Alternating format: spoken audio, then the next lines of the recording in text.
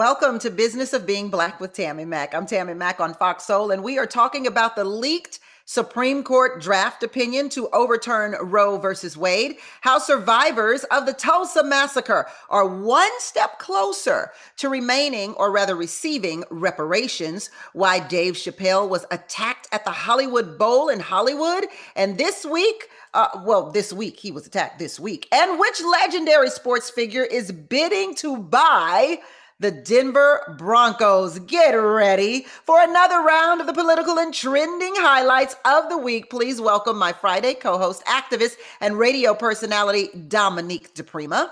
Hey, Tammy. Hey, political analyst, Ed Sanders is here. Hey, Tammy. Happy Friday. Good to see you guys. Happy Friday. Comedian and filmmaker, Alicia Cooper on deck. Hey, Tammy. And filling in for Dr. O.J. Oleka is the executive director of the Rocky Mountain Black Conservatives and host of Uncle Tom Talks podcast. Derek Wilburn is here. Hi, Derek. Tammy, you've never looked any better than you do right now. Well, thank you so much, Derek. That's a great way to keep me on your side during the show. My mama didn't raise no dummies. Right? Before we get started, I do want to ask you, Dominique, how our Black Lives Matter leader is doing in Los Angeles after being dragged out of a mayoral debate. Yeah, she's recovering. She was not jailed, but she was brutally handled by police. And I want to clear something up. She wasn't protesting. She was sitting in her seat. She teaches at Cal State LA. She used to be a department chair there. She was waiting for her students to join her, waiting for the debate to begin. And she was taken out by police. And so she's doing a little better, but they're demanding no more police on the Cal State LA campus. They're demanding that the president step down, and they are demanding that events at that public university be made available to the public, students, and faculty. Yeah, that certainly was the deal, that it was a private closed session is what they were saying, and that she shouldn't have been there in the first place. But she teaches at that college. It's a public university. If it's private, then why are they having it there? When they did it at a private university at USC, students were invited in, faculty were invited in, and the public was invited in. Well, thank you for sharing that with us. Let's get on to even harsher issues, if you can imagine. On Monday, a leaked draft opinion indicating that the Supreme Court will overturn Roe versus Wade was published by Politico. The draft indicated that the Supreme Court would overturn the constitutional right to abortion enshrined nearly 50 years ago. The document, reportedly by Justice Samuel Alito and circulated in February, suggests that at least 5 justices side with Mississippi in a case pending before the court challenging the landmark 1973 abortion ruling. What are your thoughts about the leak, and what could this mean for abortion rights? Let's kick it off with you, Ed. Well, just a historical moment, I guess, for the Supreme Court, and not in a good way, I doubt, I would say. On the leak, I think that's sort of a sideshow. I think I think you'll see a lot of focus from conservatives on who leaked this, and there'll be some measure of why that's important. Ultimately, the opinion is clear. They've already voted, and we're just waiting on the opinion to come forward. I think the leak sort of gets at this sort of a disrespect for the institutions in the United States, right? And we've seen that over the past few years, whether we're talking about President Trump and his conduct in the White House, January 6th, and the way the mobs were, overtaking the Congress. And so, yeah, we've seen this continual disrespect for the institution. So that there's a leak, it's not a big deal to me, but I imagine folks will be made. But I think they need to keep it in context about, some of the troubles that we've seen thus far. Yeah, the leak is the sideshow for sure. Let's talk about it, Derek. The leak is a sideshow, but it's not an unimportant sideshow. So I would part with Ed on this point. Washington, D.C., this place, no matter where you live on the political spectrum, D.C. has got its share of issues. And all those buildings, you drive around DC, there's the Department of Agriculture, there's the Department of Education, there's the Supreme Court, whatever. Every one of those buildings has a dozen or more people in there with someone at the New York Times on speed dial. Our government needs to be able to know that it can operate in some form of trust amongst itself. This happened in the Obama administration. This happened in the Trump administration. I don't know that we want to dismiss this. They need to get to the bottom of this and hopefully find out who did it and hopefully hand down something punitive, because this is out of control. It happens all the time. So I don't want to just run right past that as being a sideshow that doesn't matter. It's a sideshow, but it does matter. Okay. Dominique? Well, if we want to talk about the sideshow that is the illegitimate extreme court, which we call our US Supreme Court, then we need to look at all the way around reforming it.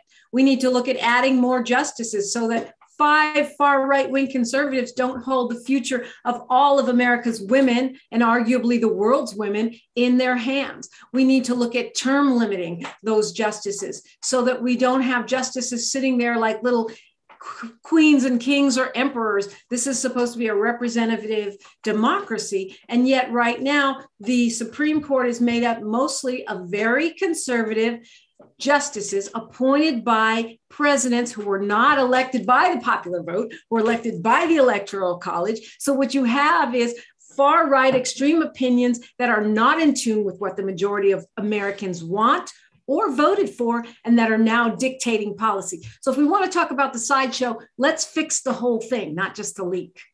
I agree with you. One question though, Dominique, if the justices, if the Supreme Court were majority liberal, would you feel the same way?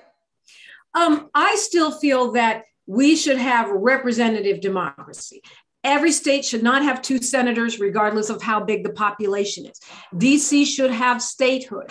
I still would believe that we should have term limits and more justices. Yes, even if it was a far left conservative, a far left progressive dream court, I still want protections for my representative democracy in a real way, not a symbolic way. Yeah, I believe term limits should not exist. That is just ridiculous. I'm not exactly sure what the history of having a job for the rest of your life that dictates what happens in the country, what the history of that is. But I think it's a bit ridiculous if you ask me. Alicia? Yeah, I think so too. I think it's very antiquated. I'm fine with the 9 justices, but they definitely need term limits. First of all, these people want to go from the job to the grave. You know, it's too much. It's too much. The statistics have shown that most people have some sort of mental decline starting in their 70s. So you have justices in there well into their 80s. And how's that beneficial to any of us? I think term limits would just be fine.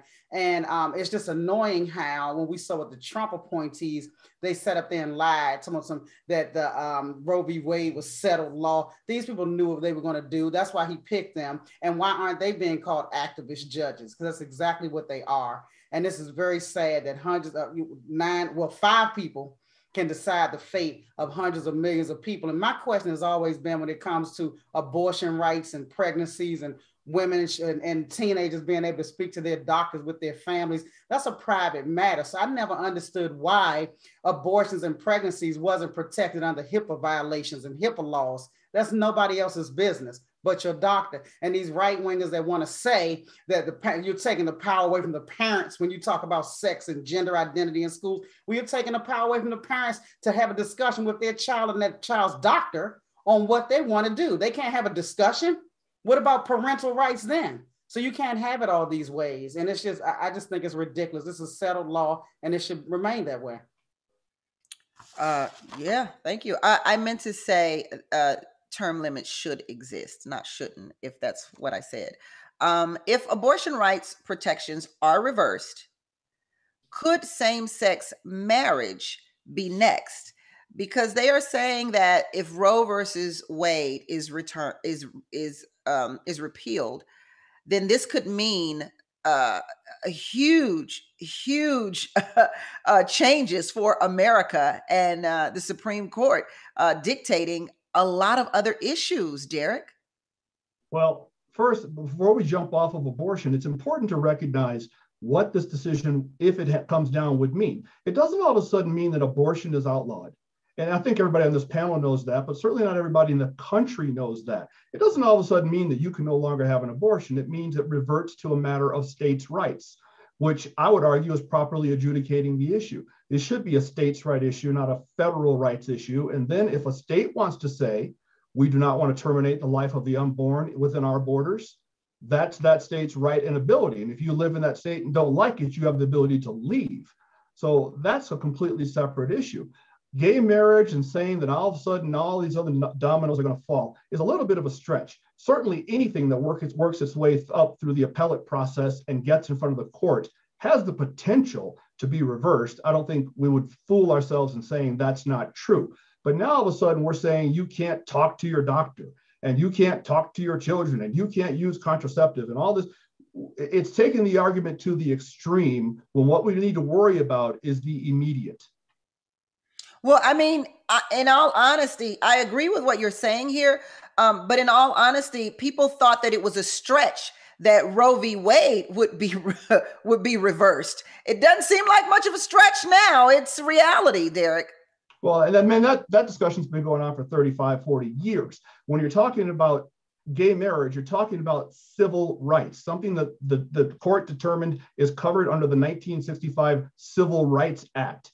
That is constitutional. The right to terminate a pregnancy is not. So they're not the same thing. It's not apples and apples. I see Dominique disagreeing here. We're going to get that when we come back. We got to take a quick break on Business of Being Black with Tammy Mack. We'll be right back, y'all. Right back.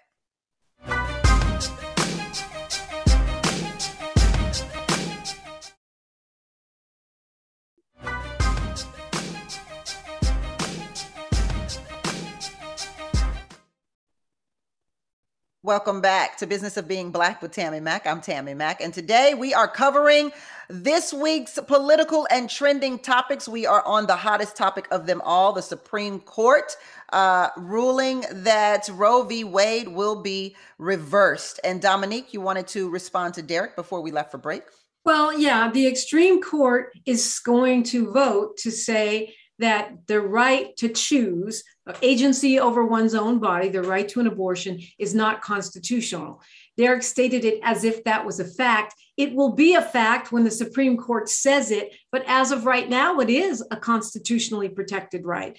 And so to say that's different from gay marriage or the right to contraception is disingenuous. Because if the Supreme Court tomorrow decides that we don't have the right to contraception, then it's no longer a constitutional right. And if you follow their logic in saying that the Constitution does not explicitly say that we have the right to an abortion, then that can certainly apply to many other things. I don't see the words marriage equality, nor do I see contraception anywhere in the Constitution. These two things are correct. Listen, the LGBTQ plus community are in fear that this reversal could affect their health, their rights, and marriage equality, as we spoke about. So let's talk about that, move into that. Will it affect Ed? Yeah, I think so. And the reason why I would say that is you look at the activism of the justices that have been added to the court, right? These are not just in the moment justices. These are products of a conservative movement over the past 30 years of nurturing candidates, fundraising for them, putting them in position to make the court. And in that campaign to get these justices on the court, inherent in that were several different issues. One was abortion. The other one, with gay marriage, was another big one that drove the fervor to get these justices forward. And so I would not be surprised if they pick up cases that start to undo some of the recent gains that both LGBT community has had, and then certainly anything around abortion. Alicia, you talked about during the nomination hearings for several of the Supreme Court justices, they spoke about Roe v. Wade being settled law. Is there such thing as settled law? No, and that's why I felt like they were being phony at that time. And they are activist judges. And yes, this can have ripple effects on the LGBTQ marriage and rights. And when I was listening to them speak, they were saying, no, nothing would happen with that because this doesn't involve, gay marriage doesn't involve a third party. They're saying that abortion and stuff involves a third party. So that's what the difference is in the two. But I just don't trust it. I mean, you can't. I mean, they've said so many things that have been reversed after they've said it already. And they're, especially the Trumpers, they're just like him. So we'll see, but I don't have very high hopes about it. I love the way the conservatives play their game. I just wish the liberals would match it. Wait, the idea that they don't is asinine. So this business of pointing the finger strictly and only at conservatives and saying they're the ones playing this game. They're the ones who say this in their confirmation process, but then do something else. They're the ones that have been grooming people all along to get them to the court. The other side does the exact same thing. Prior to the ruling legalizing gay marriage in 2012, Ruth Bader Ginsburg had been performing homosexual marriages for years. So the idea that the ideological right is the only one that participates in this is simply not true. Performing gay marriage is not the same. Anybody paid attention to those people who are sitting before the Senate Judiciary Committee in their confirmation hearings right now, including our latest Supreme Court nominee? They all play that game when they get up there because they want to get the job, not because it's only I'm on the right. Performing gay marriage is not the same as denying a constitutionally guaranteed appointment that Barack Obama should have had to get Merrick Garland in the Supreme Court. That's the kind of hardball we're talking about. We're not talking about your personal beliefs. We're talking about playing hardball. And I would add, Tammy Mack, that on the docket right now, before gay marriage, is affirmative action in the Harvard case. So we can pretty much look forward to these activist, far-right, conservative, illegitimate, extreme justices doing away with any kind of affirmative action in the very near future. Why would you say any of the current Supreme Court justices are illegitimate? Why would I say Clarence Thomas is illegitimate? Because his wife has been actively involved in trying to overthrow the U.S. government. But since there are no ethics rules for U.S. Supreme Court justices, that's not a problem. And he can even be the sole justice voting not to turn over those January 6th documents to the committee that's investigating. That's just one small example. So if he isn't ruling the way you like, or if his wife is involved in activities you don't like, he therefore is illegitimate.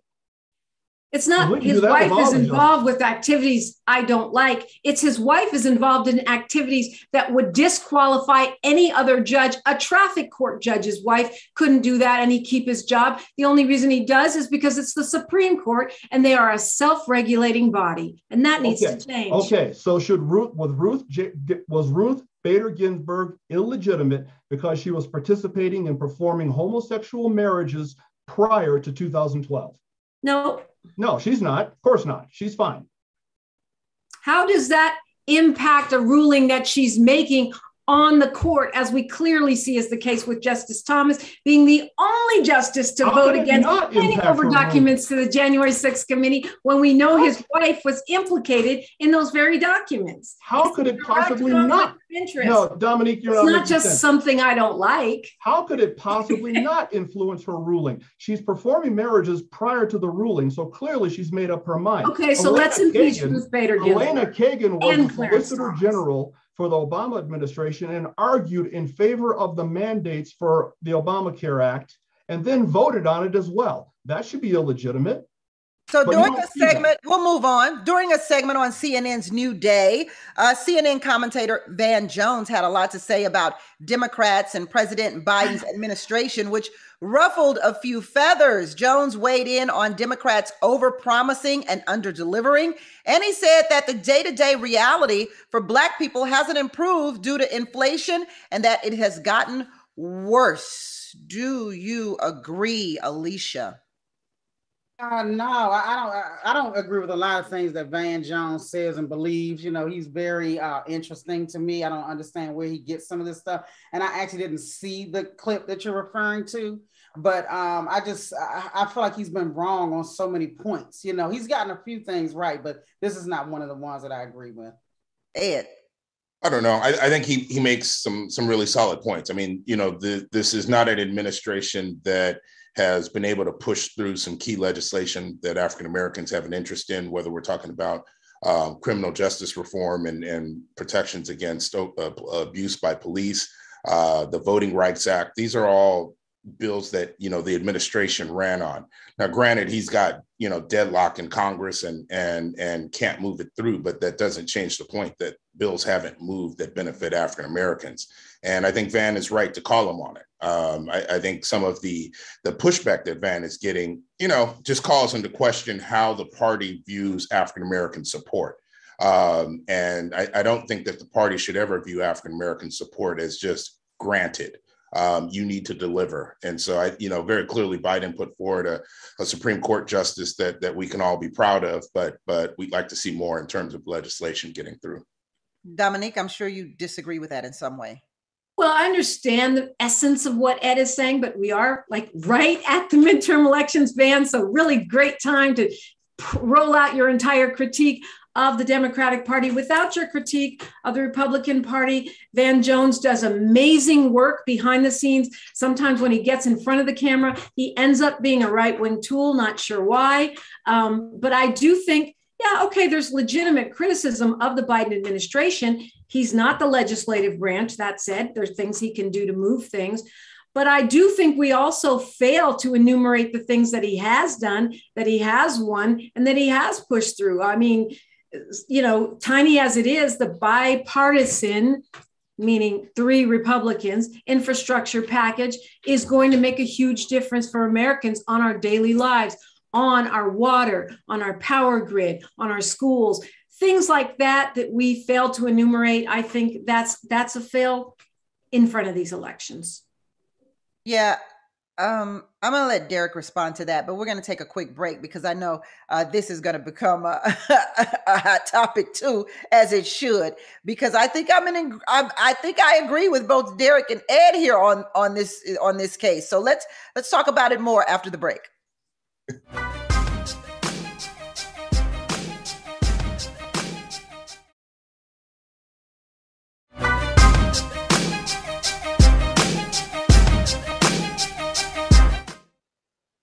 Welcome back to Business of Being Black with Tammy Mack. I am Tammy Mack, and today we are highlighting political and trending topics, talking about the Biden administration and Van Jones' comments as to Joe Biden pretty much leaving Black people in the dust. Dominique says they have done several things for the Black community, and Ed and Derek feel like they've done some missteps. But Dominique, I believe you agree that there have been some missteps in this administration, right? Yes, I do. I agree. And especially on foreign policy. But look, why aren't we giving them credit for the thing? If any one of our prior presidents would have done any one of the things that Biden has done, we'd be calling them the first Black president or lauding them for generations. Instead, we don't credit Biden and Harris for what they do. Yeah, I guess everything looks more, it seems like for Black people, he does what looks good. I'm going to show you we've got a Black Supreme Court woman. I'm going to show you we've got a Black female vice president. But I mean, he created a whole Asian hate policy. Where are the police policies? He has funded the police versus defunding the police. So there are a lot of things that he hasn't done, that this administration has not done in terms of policy for Black people. And you're right, when you talk about the infrastructure, I agree. It does a lot of things that will help the Black community. But unfortunately, I think a lot of us don't directly, we don't feel that is a direct effect of us voting him in for presidency. We want something that says, this is Black, I'm doing it for Black people, here you go, for real, for real. I think you're right. I mean, I look, there are a lot of reasons to trumpet the work that the Biden-Harris administration has done, and there's a lot to hold up. But I think it's also fair to say that, you know, while he was running for president, there were also these big ticket items such as police reform and the voting rights, protecting the Voting Rights Act, that he campaigned on. And, you know, I would say that my disappointment is rooted in the lack of aggressiveness in getting those forward. And, you know, granted they're legislative, but as president, you've got the bully pulpit. That's and gotta use Congress. that a lot That's more. Congress. They don't have to be aggressive because we're going to vote for them anyway. So the idea that if a prior president had done one thing Biden's done, we'd call him the first Black president. One thing like ushering in the highest increase in funding for HBCUs in history. One thing like ushering in the lowest Black unemployment rate in history.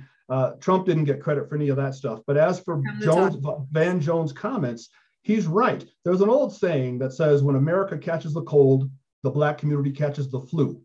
And that's true, of course. America has a bad cold right now. We're looking at the highest cost for gasoline since the Obama administration. We're looking at the highest rates of inflation since the Carter administration. We're hurting out here, and the Biden administration is delivering nothing whatsoever. The world is on the verge of World War III, and we've got problems left and right. But we've reached the point in the Black community where we now say, thou shalt not ever say anything against the Democrats, ever. Van Jones made the mistake of doing that, and now he's getting beaten up.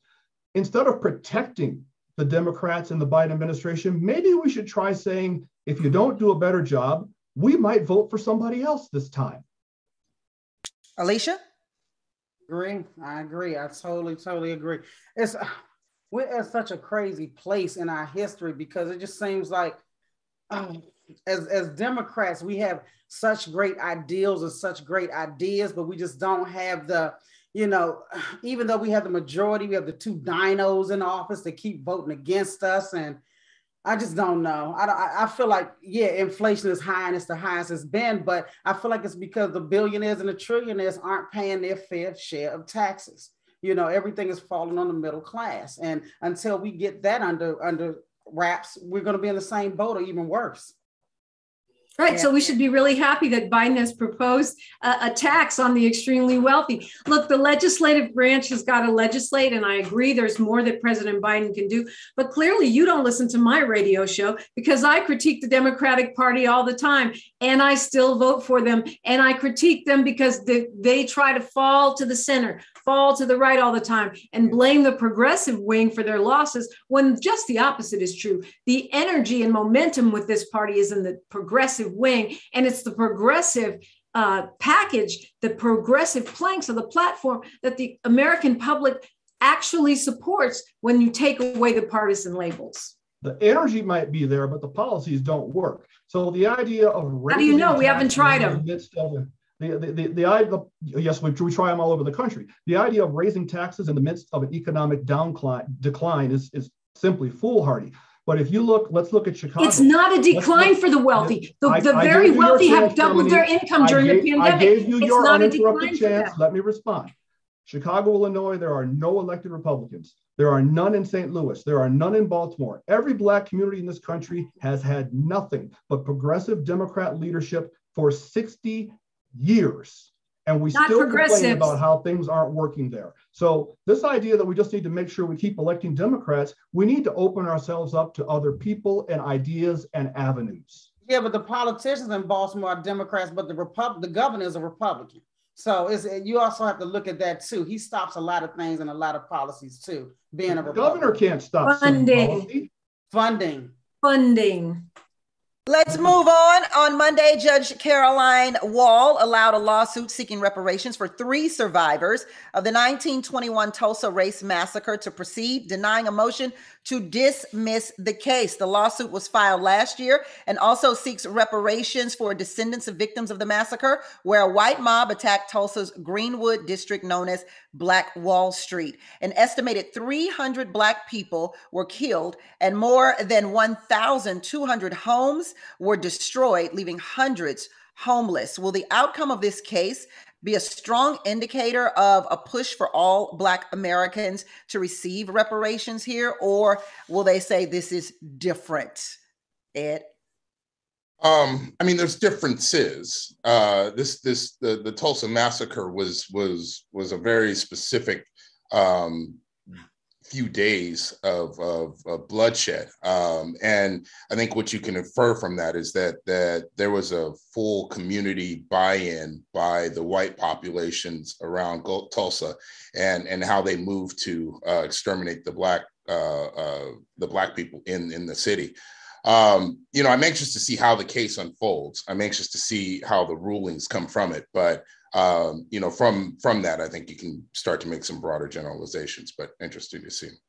Yeah. Derek? I think Ed makes a good point. So is this a precursor of things to come? That's entirely possible, because if the ruling does come down, then of course that becomes precedent, and other cases are decided based on precedent. So I don't know that we can say it isn't a precursor of future conversations and see where things go. The point Ed makes about this referencing a specific handful of days in history versus 140, 50, 60, 80 years of history is where the devil in these details comes out. They know the names of the survivors to whom reparation pay is proposed being made, as well as the names of their descendants and where all those people are.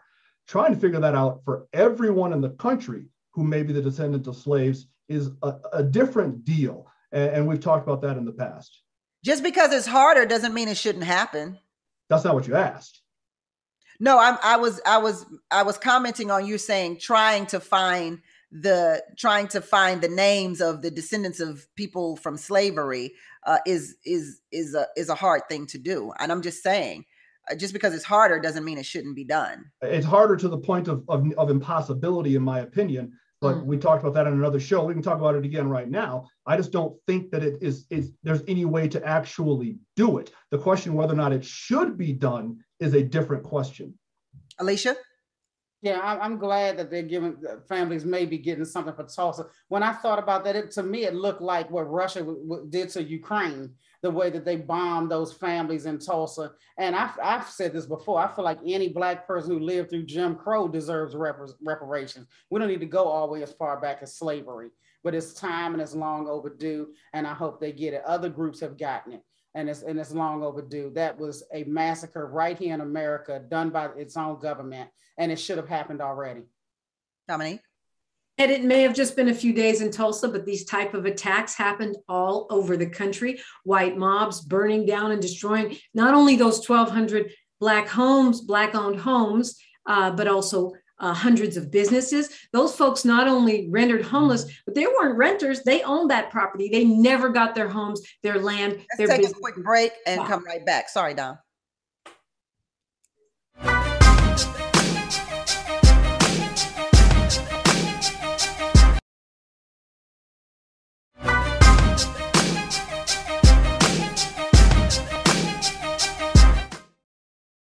Welcome back to Business of Being Black with Tammy Mack. I'm Tammy Mack. Okay, Tuesday, during his performance at the Hollywood Bowl, Dave Chappelle was tackled to the ground by a man who police say was armed with a replica handgun containing a knife blade. This clip is credited by TMZ. Let's take a look.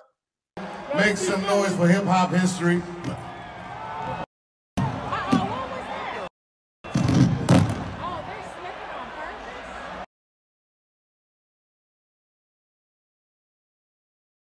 Held in a jail on a $30,000 bond. The assault immediately sparked comparisons to the Oscar incident between Will Smith and Chris Rock. Chris Rock actually opened for Dave Chappelle that night on stage, and Jamie Foxx was there as well. He took the mic and said, "Was that Will Smith?" Trying to lighten up the mood a little bit. I have to say, charges have not been filed against the man. They say that there will be no charges filed against him, and they beat him up pretty bad. Some people saying it was Dave Chappelle's people who kind of beat him up. How do we feel about this? I was actually at the show, the Dave Chappelle show, at the Hollywood Bowl, not that Tuesday, but on that Thursday. And I have to say, security wasn't so tight.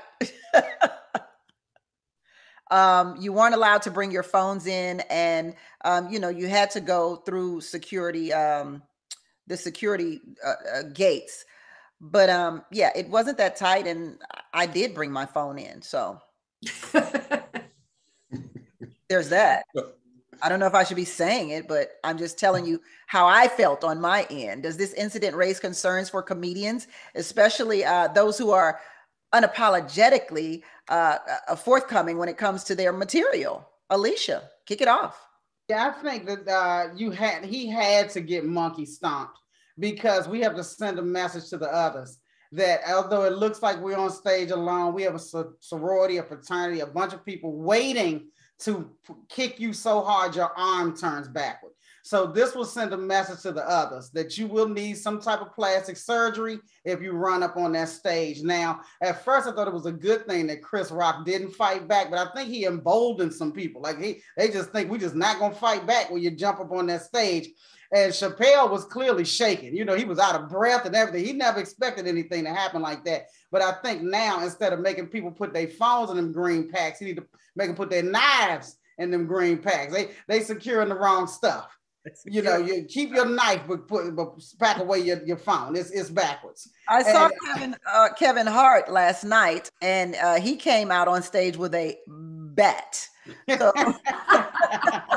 Yeah, Kevin's short. He gonna need a bat and some pepper spray. Yeah, he came out with a baseball bat. Said, "Try it if you want to." That was at the crypto.com arena. How should comedians feel about this? Well, I mean, I guess I look at it a couple different ways. Like as an event producer, you definitely have to provide security for your stage. And, you know, whether that was Dave's friends or the security in tow, I don't want to put names out there, but clearly you got to be able to protect your stage. That wasn't the case at the Academy, but you know, last night it was. It was interesting. The DA is not pressing charges, but the LA City Attorney is going to press charges against the assailant. So it's not going to be felony, but probably misdemeanor charges against the guy.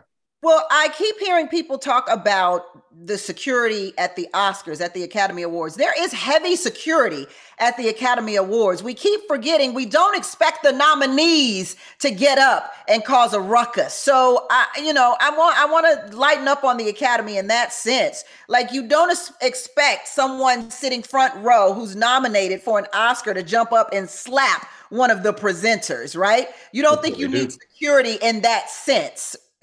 And I think everybody, even if which I'm sure there was security in the inside as well, but you don't expect, I mean, you're looking at it and as it's happening, you're thinking it's one of the bits that goes along with the show because, you know, these are actors and performers there. But the Chappelle incident, I was trying to figure out how somebody who looked like that got front row tickets.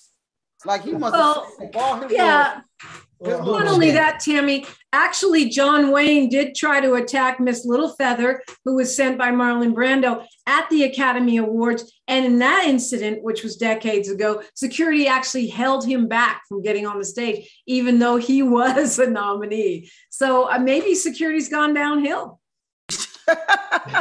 It's not fair, of course, to blame Will Smith. We're all responsible for our own actions. Will Smith didn't do this. There are copycats, and we all know that. But it's a bigger comment on society, and it's a sad comment. All of us are old enough to remember the days when we went to school, you didn't have to pass through metal detectors. We can all remember getting on commercial flights and not having to pass through metal detectors. So now what's going to happen to protect your talent is the producers are going to have to put some sort of physical barrier between the crowd and the performer. And that's too bad because it takes away from the charm and the ambience of why you go to experience these things in the first place. But that's just how society has evolved. I don't think they have to put up a barrier, but they are going to have to probably have security on stage. They already do that at rock and roll concerts because they're so rowdy. And I'm sure that when we weren't walking through metal detectors at airports and in schools, there were still, what do they call them? Hijackings. And there were still, violence on campus. We are getting more news and information because of social media and 24-hour news channels, and that is making us all more paranoid. But we are going to have to adapt, and we're going to have to adapt our security. Yeah. This story is interesting because it happened yesterday, and it was not confirmed. So there are two ways that we're going to talk about this topic here. It has been confirmed by NBC through the mother of Kevin Samuels that Kevin Samuels, self-proclaimed relationship guru, has died.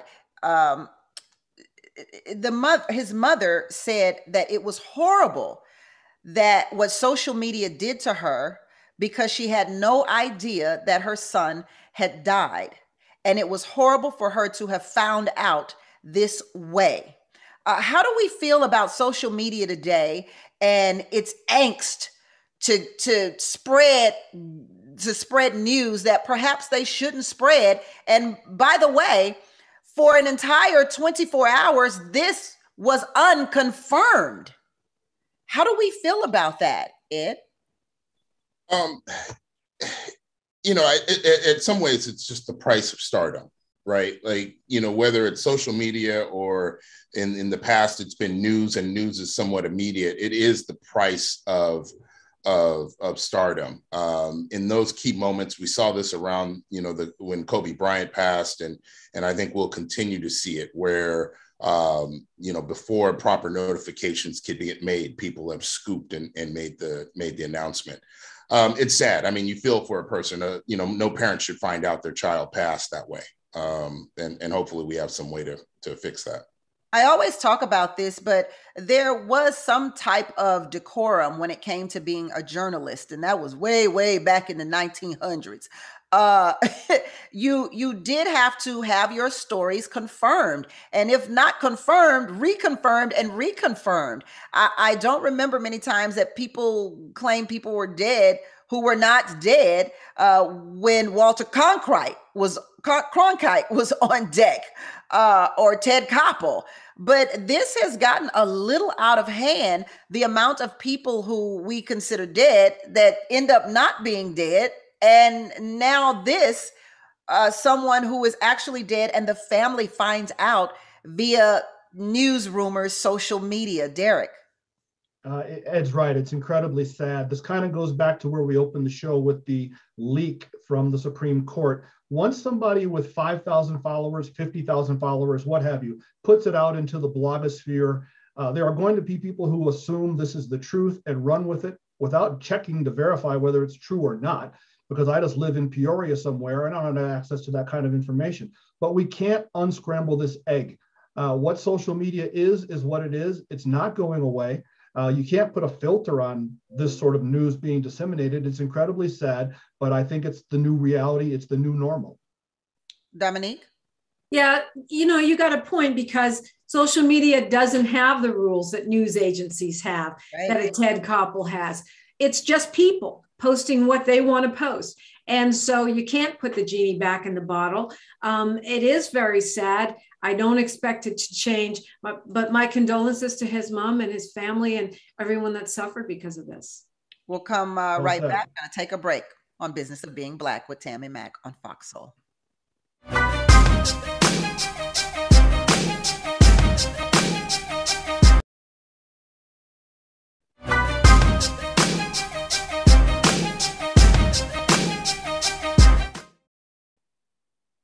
Welcome back to Business of Being Black with Tammy Mack. I'm Tammy Mack, and we are discussing the political and trending highlights of the week with my co-host, activist and radio personality Dominique DePrima, political analyst Ed Sanders, comedian and filmmaker Alicia Cooper, and filling in for Dr. O.J. Oleka is the executive director of the Rocky Mountain Black Conservatives and host of Uncle Tom Talks podcast. Derek Wilburn is here with us.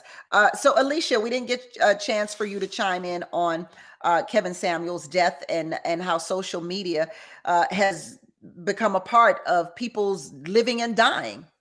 Well, first, my condolences to the family of Kevin Samuels, but social media has its pros and cons. I actually had a good comedy friend of mine pass away, and the only way I was able to get in touch with his family was through Facebook. So I went on Facebook and I let everybody know, and I said, if anybody has any contact with his family members, and his cousin called me. So it was definitely hard for her to hear it that way, but I didn't have any other contact information. So, you know, sometimes social media does have its pros. It's another thing that concerned me about this story. I want to talk about this for just a minute or so. Someone has died. A man has died. And because of his controversial stance on relationships, specifically women, people were not too kind in the comment section about his death.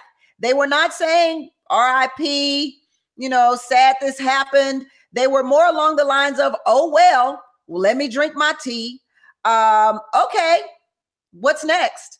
There was a lot of hate going on in the comments section and not caring about his death. Yeah, he's not the only person that's going to have that fake Tommy Sotomayor. It's a few of them that's going to get some let me sip my teas when the news comes out. So people were vicious about the death of Kevin Samuels. It was like they was holding in all the stuff they wanted to say for this moment. And hey, I mean, I don't even think he would be surprised if he were here to hear how people felt about him in his death. And he was very controversial, and he made a lot of people mad. Look, I was completely surprised in the comments by the comments. Dominique? Yeah, I think this is a case where if you don't have anything nice to say, don't say anything at all. To me, a person's passing away is not the time to disrespect them.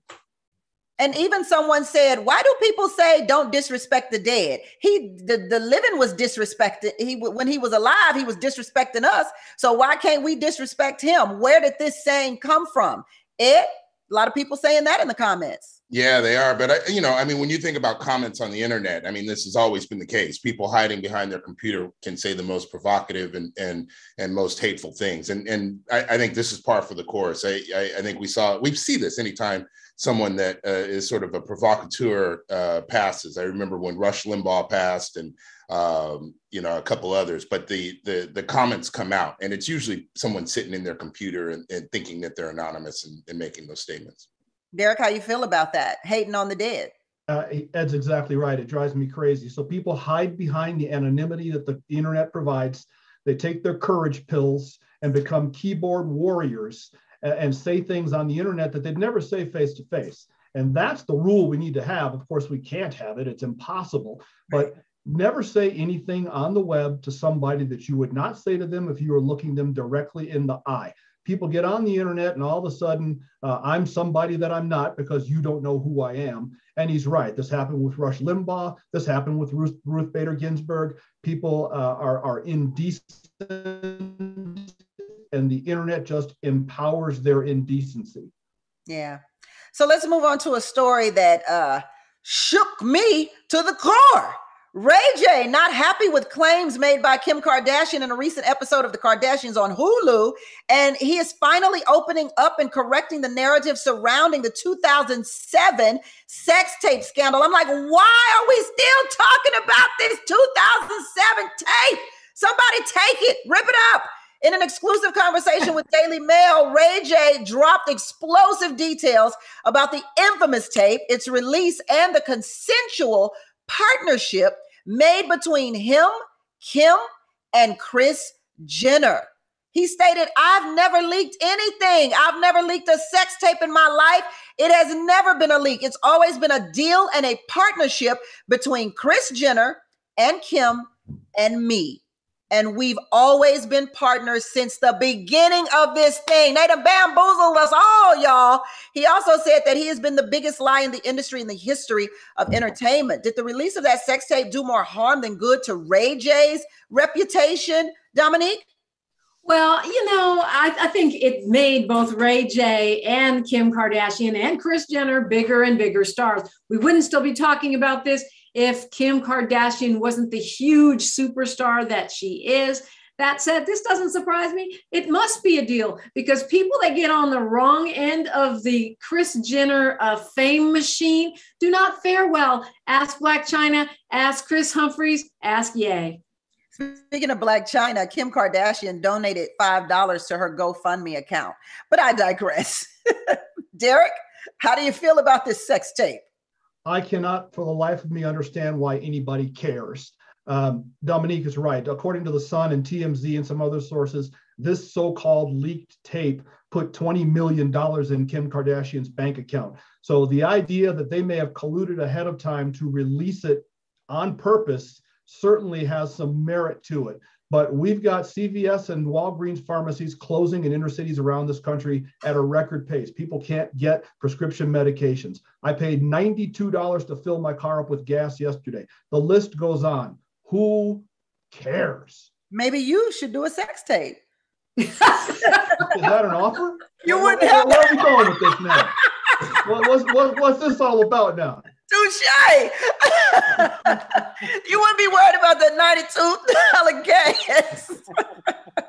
Hello, Ed. Hello. Look, I think the sex tape is probably one of the best business ideas in the last 20, 30 years. When you look at it, that family launched a whole empire television, siblings, beauty, well over $1 billion off the Kardashian name. And it's going to be a dynasty because they have kids coming up behind them who are also going to be a part. The kid's going to have kids and make billions of dollars off the name. And it all points back to the sex tape. You know, Kim was relatively unknown before that and launched this whole spectacle. Alicia? Yeah, I mean, if you weren't convinced that Kris Jenner is a pimp, you should be convinced now. That lady pimped her daughter out, didn't care, and then made a whole franchise out of this. And Kim sent $5 to Black China. That's $5 more than anybody else has ever gotten out of Kim Kardashian's cheap behind. And they done spent all this money. They reinvested in themselves. Them girls have had so much plastic surgery. They could put Build-A-Bear out of business. They done build whole new bodies, faces, noses off this money. They reinvested in themselves. They're not gonna give you any money. I have so many stories of them coming to people's restaurants and telling them, I'm not gonna pay for my food. I'm gonna send out a tweet. I'm like, how about tweet and pay? But they got all that from Kris Jenner because Kris is a cheap pimp. And it worked out well for Ray J because Ray J wasn't working with a sausage, if you know what I mean. I saw the tape. So it worked out well for everybody. I don't know that it worked out that well for Ray J outside of him getting a little cash from that tape as well in perpetuity, I'm imagining. Yeah, it's the cash. It's the cash. But I guess the cash did help him with his Scooty bikes and his fans and his earbuds, and you know he's reinvested as well. Let's end the show on a bit of an inspiration. Magic Johnson reportedly in the bid to buy the Denver Broncos. It is being reported that he is joining the bid with Philadelphia 76ers and New Jersey Devils owner Josh Harris. Forbes values the Broncos at $3.75 billion. Johnson is already part owner of Major League Baseball's Los Angeles Dodgers. So will this happen? Just a yes or no. Ed, will this happen? I hope so. We wait to see. You can't have a better name than Magic. Dominique, will it happen? Yes, go Magic. Derek, will it happen? Better than 50-50 chance. Okay, Alicia, yes or no? I needed to happen because I want EJ to end up with it all. I want it all to be fabulous. Thank you so much. That's Business of Being Black with Tammy Mack.